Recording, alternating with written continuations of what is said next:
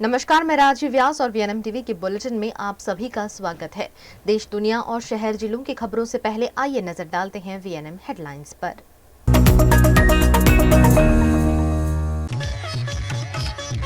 Operation सिंदूर में 3 दुश्मनों से लड़ा भारत, चीन, पाकिस्तान और तुर्की पर निशाना।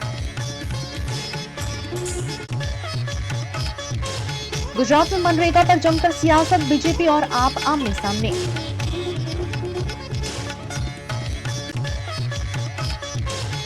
वडोदरा में एक ही दिन में 2 स्कूल को बम से उड़ाने की धमकी, फेक निकले दोनों कॉल। पहलगाम हमले के बाद चले ऑपरेशन सिंदूर के दौरान आई चुनौतियों पर महत्वपूर्ण जानकारी सामने आई है। Deputy chief of army staff lieutenant general Rahul R Singh ने शुक्रवार को बताया कि ऑपरेशन सिंदूर के वक्त बॉर्डर एक और दुश्मन 3 थे। पाकिस्तान मोर्चे पर था। चीन और तुर्की हथियार और बाकी दूसरे सपोर्ट मुहैया करा रहे थे।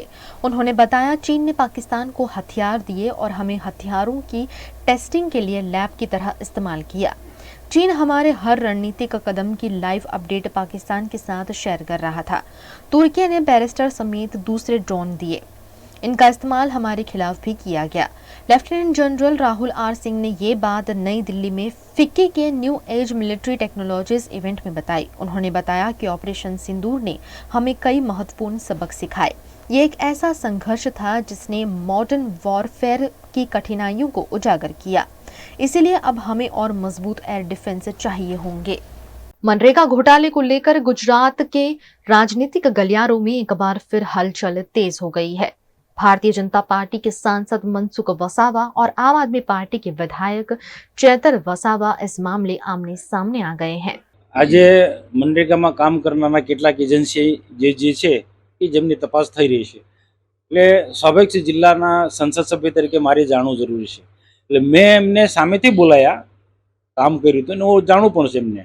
મેં બોલાયા અને રાજપીપળા કરજણ રેસ્ટ હાઉસમાં સરકારી રેસ્ટ હાઉસ છે, કરજણ રેસ્ટ હાઉસ ને સરકારી રેસ્ટ હાઉસ છે ગુજરાત રાજ્ય સરકારનું, એમાં મેં એમના એક પ્રતિનિધિ હતા એમને બોલાયા 1 મહિના પહેલા ને એમને પૂછ્યું, ભાઈ સાચી વાત તમે કહો, જે છે તે તમે કહો કે આ કઈ રીતના શું છે। મને બહુ સ્પષ્ટ કહ્યું કે એમણે આ બધું સેટિંગ ગાંધીનગર લેવલથી હોય છે।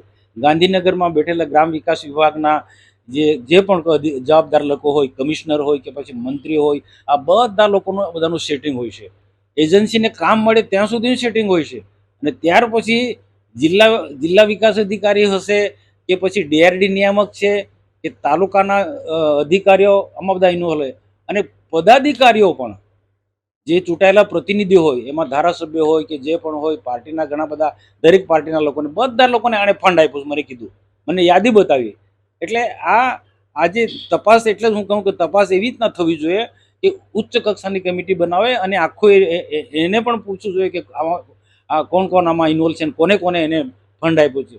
શરૂઆત ગાંધીનગરથી કરે, ગાંધીનગરના દૂધે ધોયેલા નથી, તપાસ તો આપી દેશે, પણ પોતે પોતાના દેવા તળે અંધારું એ જોતા નથી। એજન્સીઓને મેં બોલાયા હતા, જે અલગ અલગ રીતના બોલાયા હતા અને જે તપાસ થઈ રહી છે જલારાય એજન્સી માણસને પણ મેં બોલાયો હતો અને કરજણ રેસ્ટ હાઉસમાં જાહેરમાં ખુલ્લી જગ્યામાં બોલાયો હતો અને મેં પૂછ્યું, જે મને કીધું એનું બહુ બધું કે જે તપાસ બધા મીડિયામાં બધા મોટી મોટી વાતો કરે એ લોકોને બી હપ્તા મળ્યા છે। સરકાર બિલકુલ પારદર્શક વહીવટમાં માને છે અને અમારા ગુજરાતના માનનીય મુખ્યમંત્રી તટસ્થ રીતના કોઈની સાથે અન્યાય નહીં થવા દે।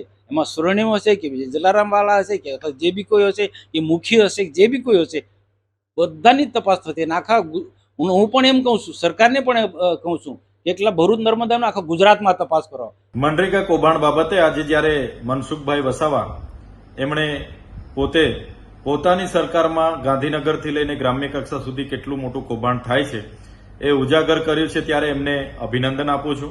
આ એ જ મનસુખભાઈ વસાવા છે જ્યારે 1 મહિના પહેલા આ મનરેગા કૌભાંડનું જ્યારે મેં પ્રેસ વાર્તા કરી હતી ત્યારે આ એજન્સીઓને બચાવ કરતા હતા અને આવું કોઈ કૌભાંડ અહીંયા થયું નથી એવી પોતાની વાત મૂકતા હતા।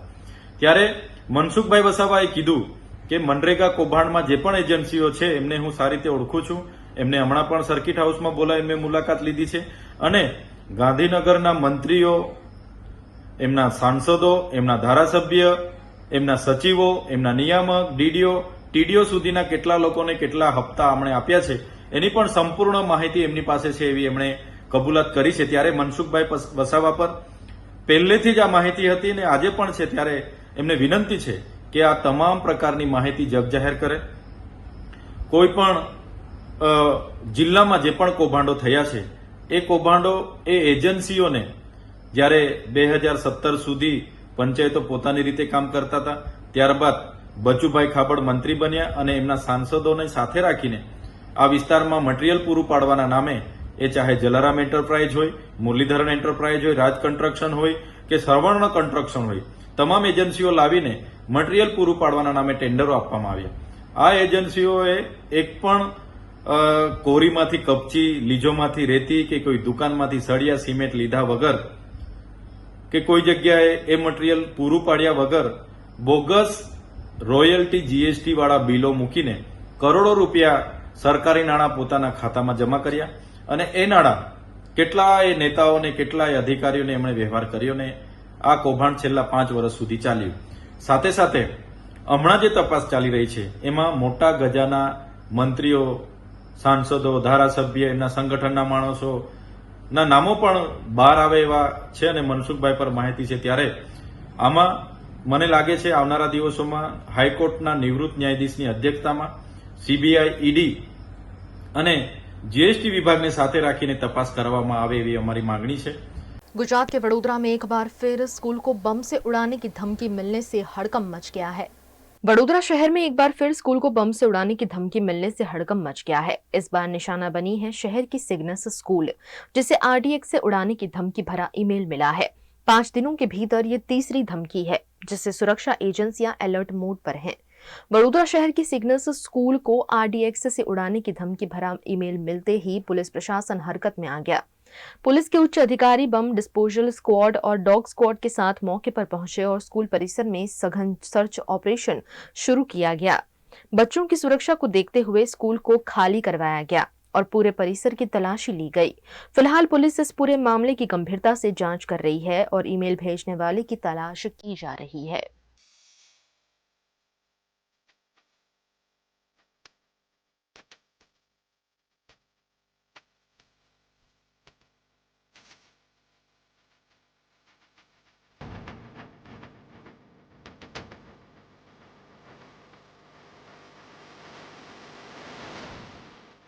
हरनी एरिया में सिग्नल स्कूल है, वहाँ पे सुबह प्रिंसिपल ने जब अब मेल चेक किया तब उनको पता चला कि एक मेल मिला हुआ है जिसमें लिखा है कि आरडीएक्स रखा हुआ है स्कूल में और कभी भी ब्लास्ट हो सकता है. मेल मिलते ही उन्होंने पुलिस का कांटेक्ट किया. पुलिस यहाँ पे पहुँच गई और हमने यहाँ पे पीडीडीएस और एसओजी, डॉग स्क्वाड सब साथ में रहकर यहाँ चेकिंग शुरू कर दिया है. बच्चों को आज स्कूल में छुट्टी दे दी गई है. बच्चे सुरक्षित अपने घर पहुँच गए हैं. साइबर सेल भी यहाँ पे मौजूद है और साइबर सेल कहाँ से ये मेल जनरेट हुआ, उसका कौन सा आईपी एड्रेस है, वो सब अभी हम तफ्तीश कर रहे हैं और हमारी काम अभी चल रहा है. यहाँ लोकल पुलिस मौजूद है, साथ में BDDS, SOG, dog squad, PCB और क्राइम ब्रांच सब यहाँ पे मौजूद है और हम हमारे एसओपी के मुताबिक यहाँ हम चेकिंग कर रहे हैं.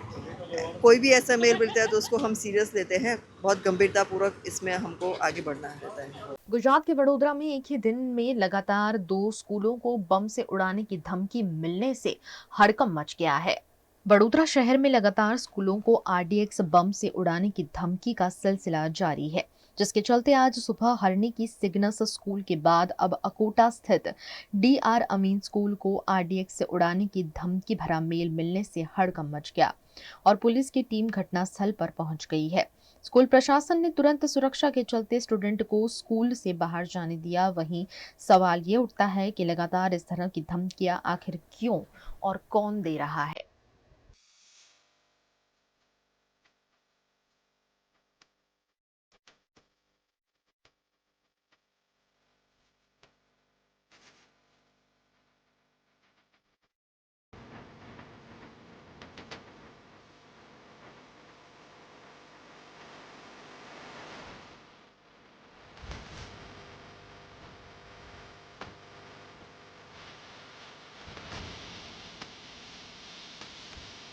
वीएनएम टीवी पर वक्त है एक छोटे से ब्रेक का. ब्रेक के बाद जल्द हाजिर होंगे कुछ और खबरों के साथ. बने रहिए हमारे साथ. VNM Foundation, transforming lives, empowering communities. Inspired by the late Sri A.D. Vyas's life journey, the V&M Foundation was established in 2018, dedicating and making a positive and enduring impact on lives of individual and community. V&M Foundation is working on issues that can improve the society today and tomorrow: health and education, environmental wellness, inclusion, women empowerment, sports, art and culture. Collaborate with us. Sponsor a project through an annual CSR fund. Support activities and events for community welfare. Elevate your brand through annual association with V&M Foundation. Volunteer your time and skill. Donate now and claim an ATG tax exemption. V&M Foundation is registered under Section 80G of the Income Tax Act. V&M Foundation, transforming lives, empowering communities. For more details, contact 918734872606 or 919879572606. Mulberry Heights 3 BHK and 4 BHK premium flats, connecting you to a new way of life. Vadodara के most promising location new Gotri road पर आलिशान apartment. यहाँ बना है आपके सपनों का घर। Earthquake resistant structure, premium quality materials, interior exterior wall finish और डिजाइनर बाथरूम स्पेशल फैसिलिटी के साथ। Multipurpose hall, AC gym, swimming pool, terrace garden, kids play area, indoor games, allotted parking, CCTV जैसी कई एमिनिटीज। मलबेरी हाइट्स, खुद के घर का खूबसूरत एहसास। Mulberry height, opposite Darshanam club life, new Gotri, Vadodara. Contact 9712932205। Hotel Tarasons, Maharaja Sayajirao की नगरी में आधुनिकता को संजोती एक ऐसी भव्य होटल जो आपको कराती है कभी ना भुला पाने वाला एहसास।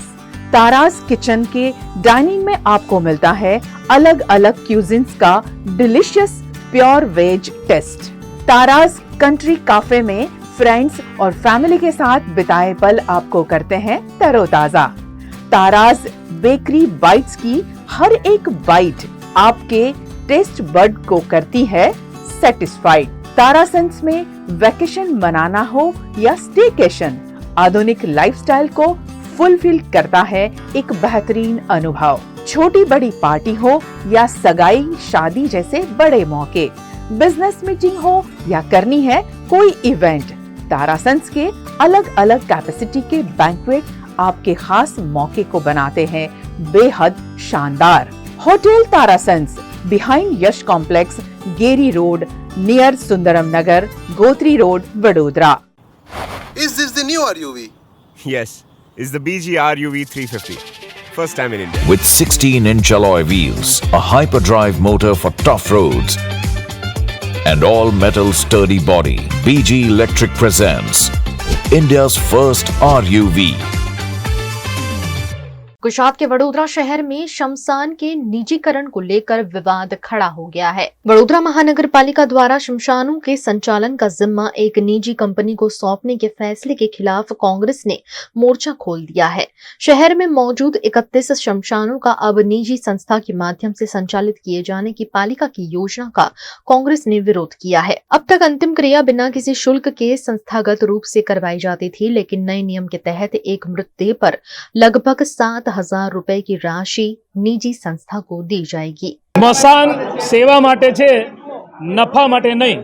એ અમે રજૂઆત લઈને આવ્યા છે કે જીવતા જીવતો વડોદરાની પ્રજાને આ ભાજપના રાજમાં સુખ અને શાંતિ નથી મળતી, પરંતુ મૃત્યુ બાદ પણ સેવાની જગ્યાએ નફો કમાવાનો આવા તગલકી નિર્ણયોનો વિરોધ કરીએ છીએ।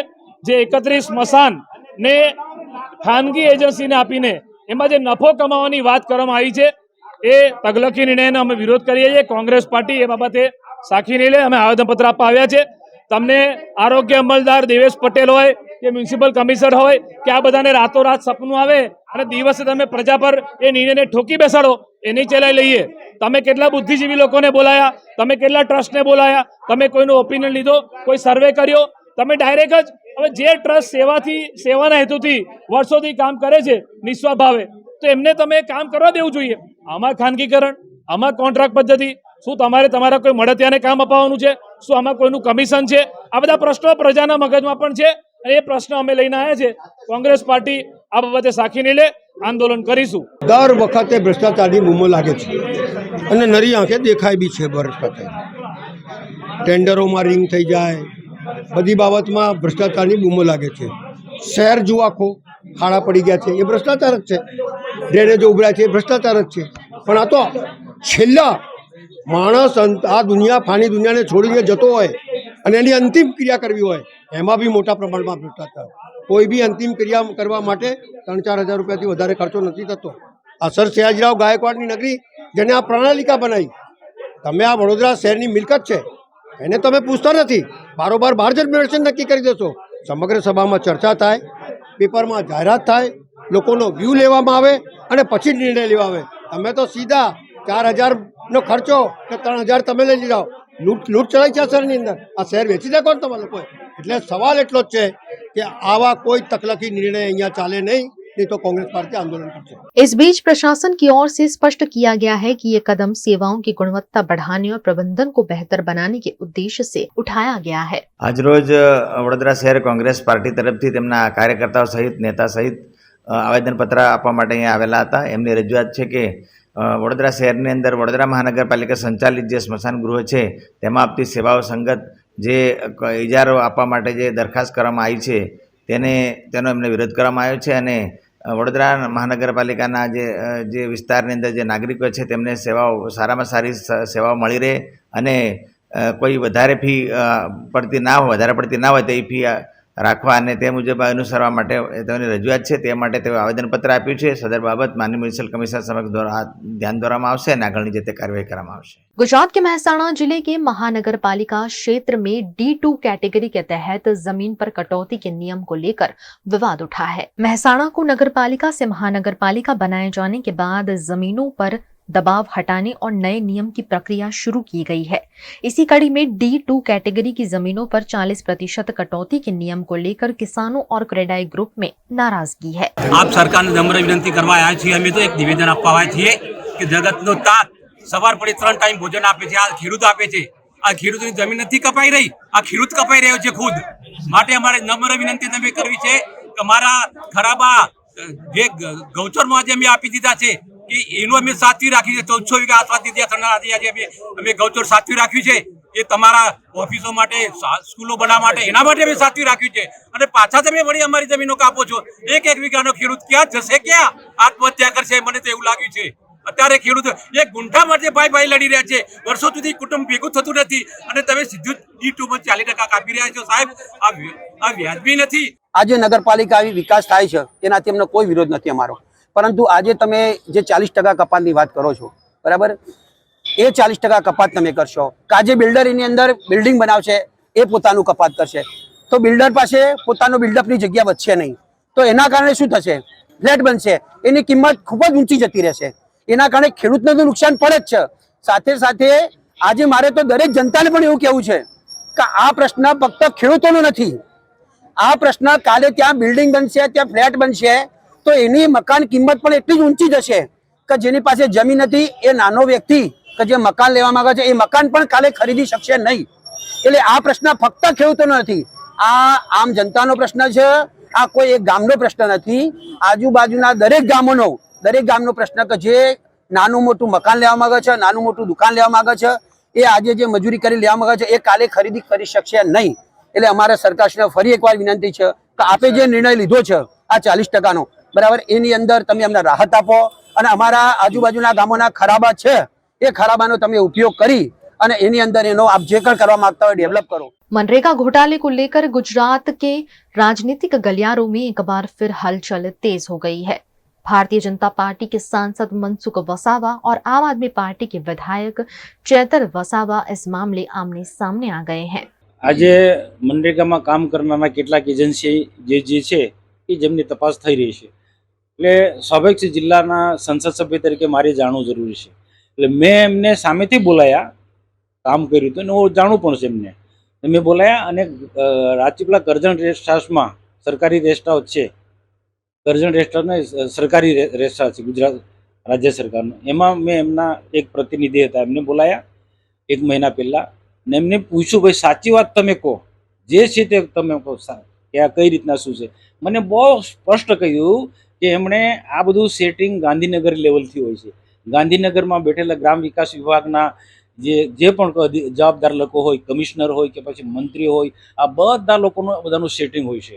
એજન્સીને કામ મળે ત્યાં સુધીનું સેટિંગ હોય છે અને ત્યાર પછી જિલ્લા વિકાસ અધિકારી હશે કે પછી DRD નિયામક છે કે તાલુકાના અધિકારીઓ, આમાં બધા ઇન્વોલ્વ હોય અને પદાધિકારીઓ પણ જે ચૂંટાયેલા પ્રતિનિધિ હોય, એમાં ધારાસભ્ય હોય કે જે પણ હોય, પાર્ટીના ઘણા બધા, દરેક પાર્ટીના લોકોને, બધા લોકોને આણે ફંડ આપ્યું. મને કીધું, મને યાદી બતાવી.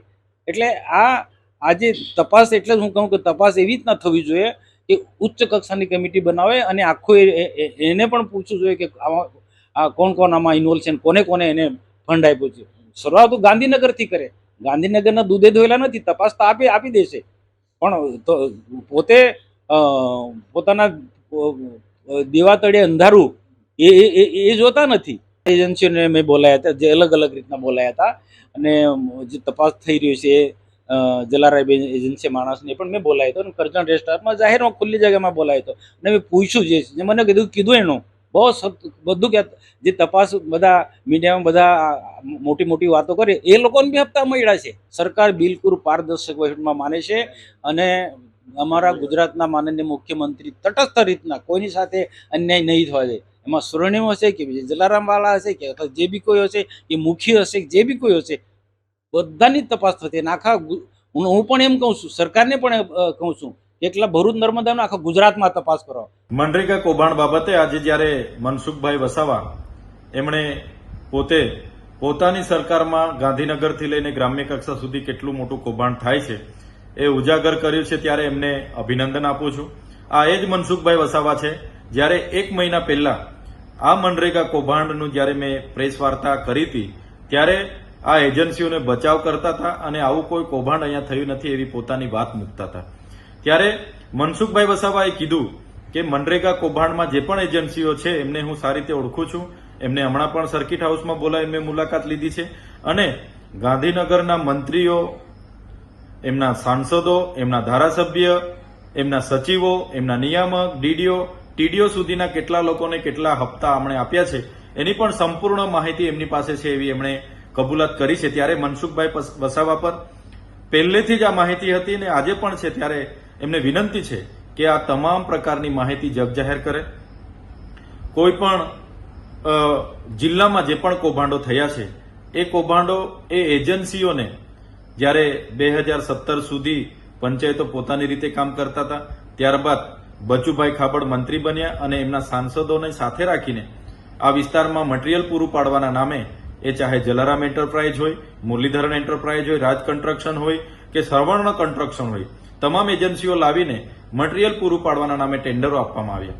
આ એજન્સીઓએ એક પણ કોરીમાંથી કપચી, લીજોમાંથી રેતી કે કોઈ દુકાનમાંથી સળિયા સિમેન્ટ લીધા વગર કે કોઈ જગ્યાએ એ મટીરીયલ પૂરું પાડ્યા વગર બોગસ રોયલ્ટી GST વાળા બિલો મૂકીને કરોડો રૂપિયા સરકારી નાણાં પોતાના ખાતામાં જમા કર્યા અને એ નાણાં કેટલાય નેતાઓને, કેટલાય અધિકારીઓને એમણે વ્યવહાર કર્યો ને આ કૌભાંડ છેલ્લા 5 વર્ષ સુધી ચાલ્યું. સાથે સાથે હમણાં જે તપાસ ચાલી રહી છે એમાં મોટા ગજાના મંત્રીઓ, સાંસદો, ધારાસભ્ય, એમના સંગઠનના માણસોના નામો પણ બહાર આવે એવા છે અને મનસુખભાઈ પર માહિતી છે. ત્યારે આમાં મને લાગે છે આવનારા દિવસોમાં હાઈકોર્ટના નિવૃત્ત ન્યાયાધીશની અધ્યક્ષતામાં CBI, ED અને GST વિભાગને સાથે રાખીને તપાસ કરવામાં આવે એવી અમારી માંગણી છે. पहलगाम हमले के बाद चले ऑपरेशन सिंदूर के दौरान आई चुनौतियों पर महत्वपूर्ण जानकारी सामने आई है. Deputy chief of army staff lieutenant general Rahul R. Singh ने शुक्रवार को बताया कि ऑपरेशन सिंदूर के वक्त बॉर्डर 1 और दुश्मन 3 थे. पाकिस्तान मोर्चे पर था. चीन और तुर्की हथियार और बाकी दूसरे सपोर्ट मुहैया करा रहे थे। उन्होंने बताया, चीन ने पाकिस्तान को हथियार दिए और हमें हथियारों की टेस्टिंग के लिए लैब की तरह इस्तेमाल किया। चीन हमारे हर रणनीतिक कदम की लाइव अपडेट पाकिस्तान के साथ शेयर कर रहा था। तुर्की ने बैरिस्टर समेत दूसरे ड्रोन दिए, इनका इस्तेमाल हमारे खिलाफ भी किया गया। Lieutenant general Rahul R Singh ने ये बात नई दिल्ली में फिक्की के new age military technologies event में बताई। उन्होंने बताया कि ऑपरेशन सिंदूर ने हमें कई महत्वपूर्ण सबक सिखाए। ये एक ऐसा संघर्ष था जिसने मॉडर्न वॉरफेयर की कठिनाइयों को उजागर किया। इसीलिए अब हमें और मजबूत एयर डिफेंस चाहिए होंगे। गुजरात के हालोल में प्रतिबंधित प्लास्टिक कैरी बैग के अवैध निर्माण का पर्दाफाश हुआ है। गुजरात के हालोल के साथरोता रोड पर स्थित विनायक एस्टेट में प्रतिबंधित प्लास्टिक कैरी बैग्स के अवैध निर्माण का बड़ा खुलासा हुआ है। टास्क फोर्स कमेटी द्वारा की गई छापेमारी में 3 प्लास्टिक यूनिट्स से करीब 65 लाख रुपए का प्रतिबंधित प्लास्टिक और कच्चा माल जब्त किया गया है। टास्क फोर्स के हिरल ठाकर और जीपीसीबी के दीपक मेहता को सूचना मिली थी कि कुछ यूनिट्स कंटेनर निर्माण के नाम पर प्रतिबंधित प्लास्टिक कैरी बैग्स का अवैध उत्पादन कर रहे हैं। छापेमारी के दौरान 3 कंपनियों के 5 यूनिट्स में ये गोर धंधा चलता मिला। आज रोज साथरोटा रोड पर आवेल विनायक एस्टेट में टास्क फोर्स कमिटीनी टीमे प्लास्टिकना जबला बनावती एक फैक्टरी पर रेड करी है। अहींया प्रतिबंधित प्लास्टिक लगभग 6.5 टन जेटलू और दाणा 23.5 टन जेटलू मळी आव्या छे। 5 जेटला प्लांट छे अने मशीनरीओनी साथे 2 यूनिट छे। आ लोको प्लास्टिक कंटेनरनी आडमां એટલે આગળ જોતા कंटेनरना खोखाओने एवुं देखाय नहीं, पाछळनी साइड आडमां प्लास्टिकना जबला बनता होय तेवुं जणाई आव्युं छे। અને બંને યુનિટ, કારણ કે જે કન્ટેનર વાળી જે જગ્યા છે એમાં પણ પ્લાસ્ટિકના કેરી બેગ જે છે પ્રતિબંધિત કેરી બેગ એના મટીરિયલ પડેલ છે। આથી બંને યુનિટ સીલ કરવામાં આવ્યા છે। આ જે યુનિટ છે એમાં એકમાં વિનોદચંદ્ર શાહ અને બીજામાં નિકિતાબેન રાહુલ કુમાર શાહ એમ 2 જણા 2 માલિકો મળી આવે છે।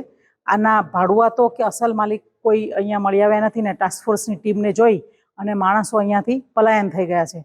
आथी टास्क फोर्स कमिटीए माल मटीरियल साथे आज आखू यूनिट छे, बने यूनिट छे ते सील कर्या छे।